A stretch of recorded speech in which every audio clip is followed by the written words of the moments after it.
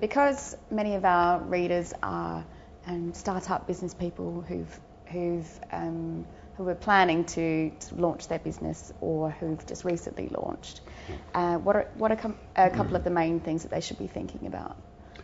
I was deadly serious about this single sheet of paper. If you can't express what you're trying to do and why, and it could be a very limited objective, it could be no more than, to lose no money for a year, but that's an objective.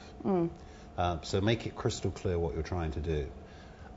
Don't get distracted by some big glamorous vision thing that somebody suggested to you. Just focus on how do you get from this week to next month. The second thing is really to plan your money well. And you don't need to borrow from banks.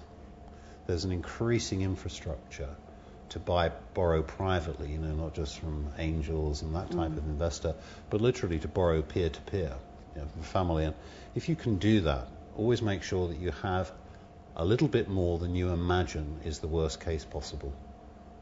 A little bit more than the very worst case you can imagine, because trust me, it will be worse than that worst case. And if you've covered those two things, then the third key component, of course, is to have some real idea of what the service or product is that you're trying to sell. But to sell in a way that you must be able to imagine who you're selling it to. And that's where I find a lot of businesses stumble. They can do the practicalities maybe, they actually have quite a good idea, and then you say, okay, you've just come up with this wonderful idea for doing steak and kidney pie flavoured ice cream.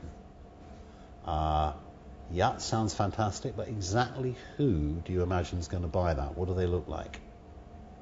Yeah, and okay, so guys out on a stag night. So yeah, it's drunken young guys in their sort of late 30s having had 6 pints of beer, but now you've started to get a picture. And you have to have that picture. Who are you talking to? Yeah. How do you build an advertising campaign or a social media campaign unless you know who you're talking to? Right.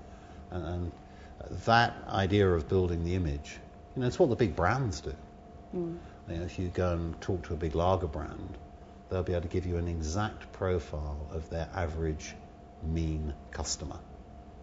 Down to and including practically the colour of his sort of underpants. They're that detailed, yeah? Do you need a lot of money to be able to or identify who your target audience is? To an extent, of course, you need to invest money in it. But I think in the very early stages of a business, much of this is intuitive.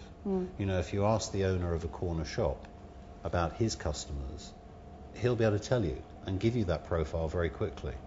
And in the same way, if you're setting up a new business in a small town somewhere, you ought to be able to put the profile together quickly because you must know some of the people you think you're selling to. And a very early boss of mine taught me he said, draw the person. And I said, rubbish, I can't draw. I can do numbers and words, but I don't draw. But at least visualize the whole time who are you talking to. And it really, you get into a groove. You imagine yourself chatting. You imagine yourself listening to that person's objections. Okay, you don't really like the kidney in the steak. We'll settle for steak pie. But you play around with that kind of flavour. Yeah, excellent. Just lastly, can you give us an attribute that you believe that modern day business people need to grow a successful business in these times? It used to be said something like persistence, I guess, or patience. But I think it's willingness to relate to people. The better you can relate to people, the bigger your footprint, the more you can work socially with different types of people. That's what makes it work for you. Excellent. Thank you very much for being with us today. That's a pleasure. Thank you. No worries.